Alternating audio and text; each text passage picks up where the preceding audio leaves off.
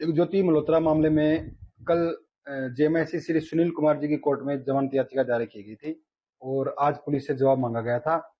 Police के जवाब के बाद मैंने अपने पक्ष रखे, कोर्ट में बहस की और उधर पुलिस ने अपने पक्ष रखे। उसके बाद में आज शाम को माननीय अदालत ने जमानत याचिका खारिज कर दी।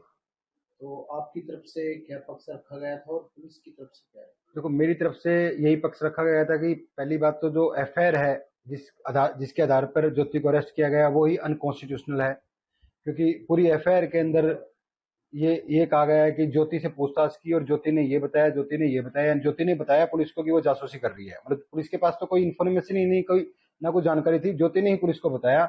तो ये article 20 of Indian constitution act के अगेंस्ट है, क्योंकि इसके तहत पुलिस आपको आपके ही खिलाफ आरोपी नहीं बना सकती।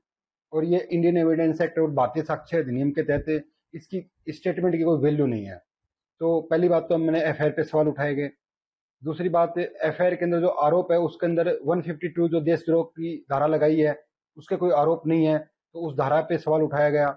तीसरा, ये कहा गया जब ये पाकिस्तान गई तब भारतीय न्याय संहिता देश में लागू नहीं थी, तो 152 ये भी नहीं बनती।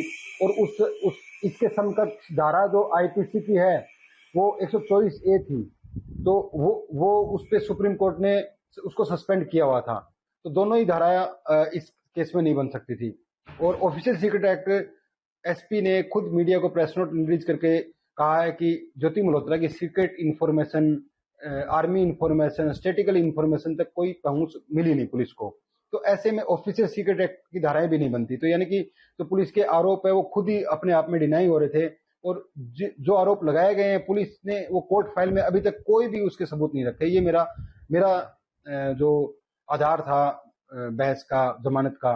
उधर पुलिस ने ये कहा कि ज्योति मल्होत्रा के बैंक अकाउंट्स और उनके जो वीडियोज हैं उनकी एनालिसिस किया जा रहा है और उसके अलावा कुछ और जांच जारी है। मतलब matter is under investigation and police ने इसको राष्ट्रीय एकता और अखंडता से जुड़ा मामला भी बताया और बेल ना देने की गुजारिश की और माननीय न्यायालय ने पुलिस की प्रार्थना को स्वीकार किया और बेल को रिजेक्ट कर दिया। दोनों पक्षों में कितनी देर तक ये मामला चला? दोनों पक्षों में कोई 20 से 25 मिनट तक बहस हुई है। तो इसको लेकर आगे किस तरह की तैयारी करेंगे? अब हम सबसे पहले तो जो हमारी बेल डिक्लाइन हुई है उसका ऑर्डर लेंगे, क्योंकि वो स्पीकिंग ऑर्डर होता है। जज साहब लिखते हैं कि क्यों बेल डिक्लाइन की है, क्यों नहीं दी गई है। तो उसको देखा जाएगा कि कोर्ट ने किस चीज को ज्यादा तरजीह दी है। उसके बाद में हम अगली डिस्ट्रिक्ट कोर्ट के लिए बेल की तैयारी करेंगे और देखेंगे। जो पुलिस ने कोर्ट में कागजात पेश किए हैं तो उनमें क्या लगता है? पुलिस के जो कोर्ट में कागजात है उसमें सिर्फ और सिर्फ दावे हैं, कागजात नहीं है। उसमें सिर्फ दावे हैं कि इनके पीआईएस तक संबंध, वो क्या नाम, बातचीत हुई है। मतलब वो पीओआईज है कौन और कैसे हैं वो, और किस तरह पुलिस स्टेब्लिश कर रही है कि पीओआईज है, वो अभी तक कोई कागजात ऐसे नहीं है।